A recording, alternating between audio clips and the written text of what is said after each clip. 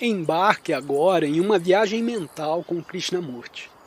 Esta palestra oferece um mergulho profundo na mente humana e suas complexidades. Inscreva-se no canal para começar esta jornada de autodescoberta.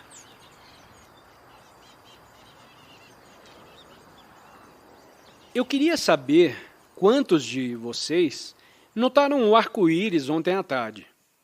Estava pouco acima da água e se deparou de repente. Era uma coisa bela de ver que infundia um grande sentimento de alegria, uma percepção clara da vastidão e da beleza da terra. Para comunicar uma alegria, é necessário um bom conhecimento das palavras, do ritmo e da beleza da linguagem correta, não é verdade? Mas o que tem muito mais importância é o próprio sentimento, o êxtase que acompanha a apreciação profunda de algo belo. E esse sentimento não pode ser despertado pelo mero cultivo do conhecimento ou da memória. Precisamos do conhecimento para nos comunicarmos, para falarmos uns com os outros a respeito de alguma coisa. E para se cultivar o conhecimento, se necessita da memória. Sem o necessário conhecimento, não pode pilotar um avião, não pode construir uma ponte, uma casa bonita, não pode construir grandes estradas, cuidar de árvores, de animais e fazer muitas outras coisas que um homem civilizado deve saber fazer. Para gerar eletricidade, trabalhar em várias ciências, socorrer o homem com medicamentos e etc. Para tudo isso, se necessita de conhecimento, de informações e da memória. E nessas coisas é necessário receber a melhor instrução possível. Por isso é muito importante que tenha professores de primeira ordem das matérias técnicas, para te transmitir a correta instrução e te ajudar a cultivar um perfeito conhecimento de várias maneiras. Entretanto, enquanto num certo nível o conhecimento é necessário, noutro nível ele se torna um empecilho. Há uma grande cópia de conhecimentos do mundo físico, conhecimentos que se vão acrescentando constantemente. Importa possuir tais conhecimentos e utilizá-los em benefício do homem. Mas não há uma outra qualidade de conhecimento que, no nível psicológico, constitui um obstáculo ao descobrimento do verdadeiro. Afinal de contas, conhecimento é tradição, não é? E tradição é o cultivo da memória. A tradição em coisas mecânicas é de grande importância, mas quando a tradição é utilizada como meio de guiar o homem espiritualmente, ela se torna um obstáculo ao descobrimento de coisas mais grandiosas. Dependemos do conhecimento, da memória, nas coisas mecânicas e em nosso viver diário. Sem conhecimento, não poderíamos conduzir um carro, seríamos incapazes de fazer muitas coisas. Mas o conhecimento é o obstáculo quando se torna tradição, crença, para guiar o espírito, a psique ou o ser interior, e também separa os homens. Já não notou como os homens no mundo inteiro estão divididos em grupos que se denominam hinduístas, maometanos, budistas, cristãos e etc.? O que os divide? Não são as pesquisas da ciência, o conhecimento da agricultura, a ciência de construir pontes ou de dirigir aviões a jato. O que divide as pessoas é a tradição, as crenças que condicionam a mente de uma certa maneira. O conhecimento, portanto, é um obstáculo quando se torna tradição, que molda ou condiciona a mente por um certo padrão. Porque não só divide os homens e cria inimizade entre eles, mas também impede o descobrimento do profundo significado da verdade. da vida, de Deus. E para descobrir o que é Deus, a mente deve estar livre de tudo quanto é tradição, acumulação, conhecimento, que lhe servem de proteção psicológica. A função da educação é proporcionar ao estudante abundantes conhecimentos em vários setores do esforço humano e, ao mesmo tempo, libertar sua mente de toda a tradição, para ser capaz de investigar e descobrir. De outro modo, a mente se torna mecânica, toda ocupada pelo mecanismo do conhecimento. A menos que se liberte constantemente de sua acumulação de tradições, a mente é incapaz de descobrir o Supremo e o Eterno. Mas é óbvio que ela deve adquirir crescente conhecimento e instrução para habilitar-se a tratar das coisas de que o homem necessita e que deve produzir. O conhecimento, que é cultivo da memória, é, portanto, útil e necessário num certo nível, mas, no outro nível, ele se torna prejudicial. Reconhecer a diferença, perceber onde o conhecimento é destrutivo e deve ser posto de parte, e onde ele é essencial e se lhe deve permitir funcionar o mais amplamente possível, eis o começo da inteligência. Na época atual que está acontecendo, o que ocorre com a educação? Estão lhes transmitindo variados conhecimentos, não é? Nos cursos superiores você pode se tornar engenheiro, médico, advogado, doutorar em filosofia, matemática ou em outro ramo do saber, estudar ciências domésticas e aprender a administrar uma casa, a cozinhar e etc. Mas ninguém te ajuda a se libertar de todas as tradições, de modo que desde o começo tenha uma mente fresca, ardorosa e, portanto, capaz de descobrir a cada momento algo totalmente novo. As filosofias, teorias e crenças que adquire dos livros e que se tornam sua tradição constituem um verdadeiro empecilho à mente, porque esta se serve então de tais coisas como meios de segurança psicológica para si própria e, portanto, fica por elas condicionada. Então é necessário, ao mesmo tempo que se liberta a mente de todas as tradições, cultivar o conhecimento técnico. E tal é a função da educação. O difícil é libertar a mente do conhecido a fim de habilitá-la a descobrir o que é novo a todas as horas. Eminente matemático contou certa vez que esteve trabalhando num problema por dias seguidos, sem encontrar a solução. Uma bela manhã, ao dar o seu passeio costumeiro, lhe apresentou subitamente a solução. O que aconteceu?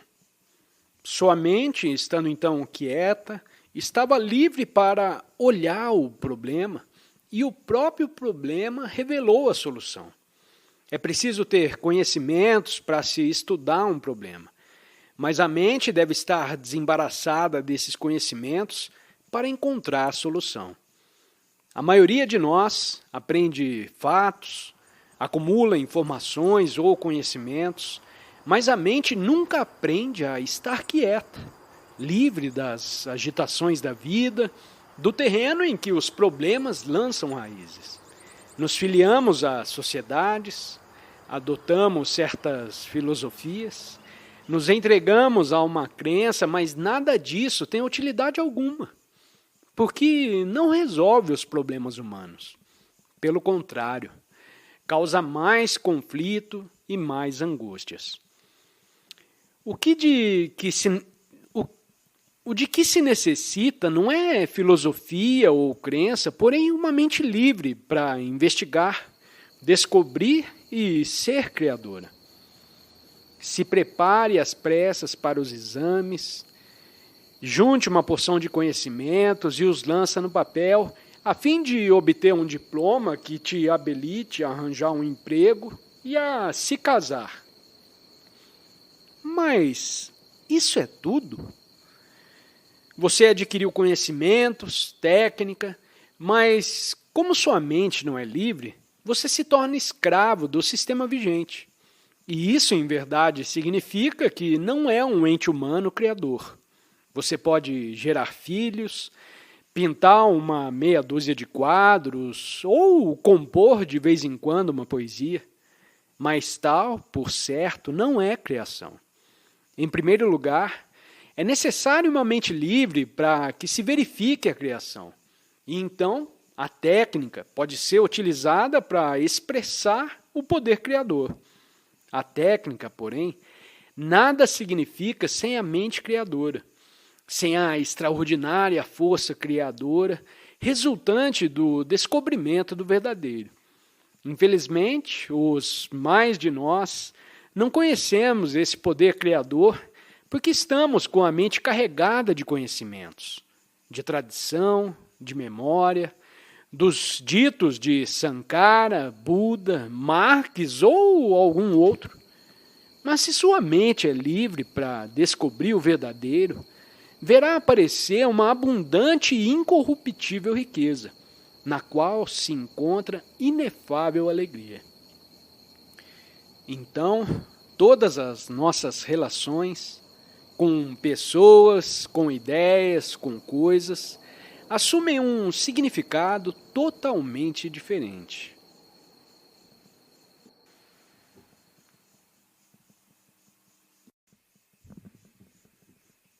Pode-se mudar um menino rebelde por meio de castigo ou do amor? O que você acha? Escute atentamente a pergunta. Pense sobre ela, sinta de maneira completa. Um menino rebelde pode mudar por meio de castigo ou do amor? Se ele muda a poder de castigo, que é uma forma de compulsão, isso é mudança?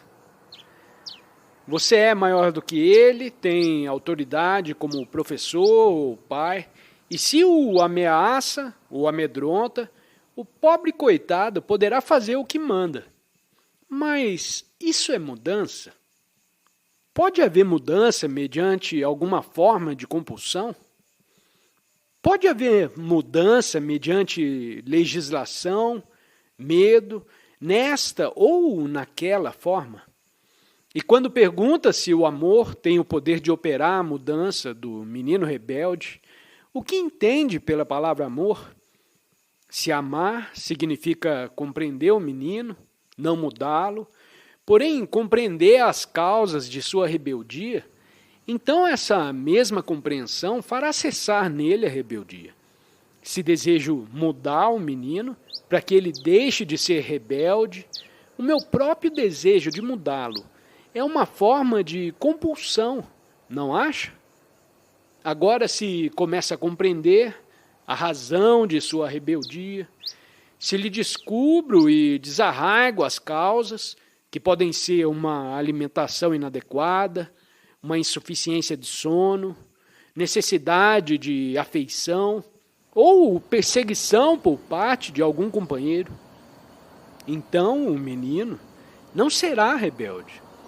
Mas se meu desejo consiste unicamente em mudá-lo, quer dizer, levá-lo a ajustar-se a um determinado padrão, nesse caso eu não vou o compreender. Isso suscita o problema relativo ao que se entende por mudança. Ainda que o menino deixe de ser rebelde, porque o trata com amor, o que afinal é outra espécie de influência, há uma verdadeira mudança.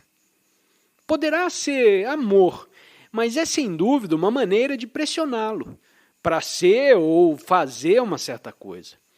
E quando diz que um menino deve mudar, o que você entende com isso? Mudar de quê para quê? Mudar do que é para o que deveria ser? Se o menino mudar do que é para o que deveria ser, Não significa isso que ele apenas modificou o que era e, portanto, não houve mudança nenhuma. Por outras palavras, se sou ávido e me torno não ávido, por que você e a sociedade e os livros sagrados me dizem que assim devo fazer? Mudei realmente? Ou apenas estou dando um outro nome à avidez? Mas se, ao contrário, sou capaz de investigar e de compreender totalmente o problema de minha avidez, ficarei então livre dela. E isso é uma coisa muito diferente de me tornar um não ávido. Pergunta: como uma pessoa pode se tornar inteligente? Resposta: no momento em que procura ser inteligente, você deixa de ser inteligente. Isso é de fato muito importante, portanto, preste um pouco de atenção. Se sou estúpido e todos me dizem que devo me tornar inteligente, o que acontece geralmente? Eu luto para me tornar inteligente, estudo mais, procuro obter notas mais altas, e aí eles dizem então: ele está mais aplicado, olhe só, e me elogiam, mas eu continuo estúpido, porque só adquiri uns enfeites de inteligência. O problema, portanto, não é como me tornar inteligente, mas sim como ficar livre da estupidez. Se, sendo estúpido, procuro me tornar inteligente, estou atuando estupidamente. Nessas condições, o problema básico se refere à mudança. Quando pergunta o que é inteligência e como pode uma pessoa se tornar inteligente, isso significa querer um conceito de inteligência para procurar igualar esse conceito. Pois bem, ter uma fórmula, uma teoria ou um conceito de inteligência e procurar se moldar de acordo com esse padrão é um absurdo, não acha? Já se uma pessoa é estúpida e começa a descobrir o que é estupidez, sem nenhum desejo de mudá-la para outra coisa, sem dizer: eu sou obtuso, estúpido e isso é horrível. Ela verá então que no desdobrar do problema desponta sem esforço algum de sua parte uma inteligência sem nenhum resquício de estupidez. Pergunta: sou muçulmano. Se não observo diariamente as tradições de minha religião, meus pais ameaçam me expulsar de casa. O que devo fazer? Resposta: vocês, os não muçulmanos, provavelmente aconselhariam o interrogante a deixar o lar, não? Mas, independente do rótulo que usa, hinduísta, passe, comunista, cristão, vocês se acham nas mesmas condições. Portanto, não há razão para se sentir superior e se encher de vento. Se disser a seus pais que as tradições deles são velhas superstições, eles também poderão te pôr na rua. Pois bem, se foi educado em determinada religião e seu pai te disse que teria de deixar o lar se não observar certas práticas, que percebe agora serem velhas superstições, o que você fará? Isso depende da intensidade com que não deseja seguir as velhas superstições, não? Será capaz de dizer: refleti muito nesse assunto e penso que é insensatez uma pessoa se denominar muçulmano, hinduísta, budista, cristão ou coisa semelhante. Se por isso eu tiver de deixar o lar, é isso que eu vou fazer. Estou disposto a enfrentar tudo o que a vida oferece, mesmo a miséria e a morte, porque sinto ser este o caminho certo, e por ele continuarei. Você seria capaz de dizer isso?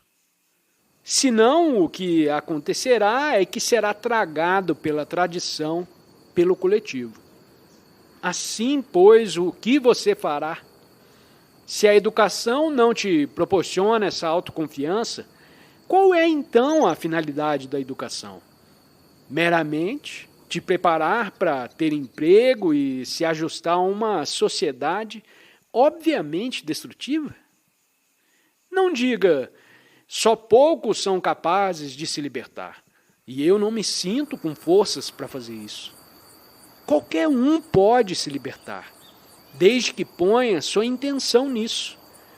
Para compreender e repelir a pressão da tradição, necessita não de força, porém de confiança. Daquela extraordinária confiança que nasce quando sabe pensar as coisas por você mesmo.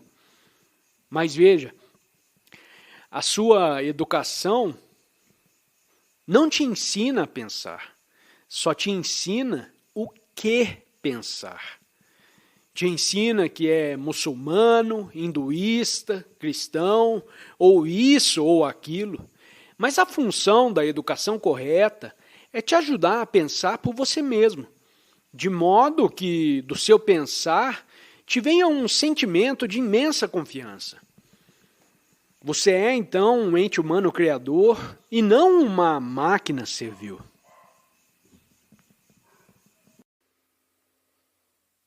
Somos gratos por sua participação nessa palestra inspiradora com Krishnamurti.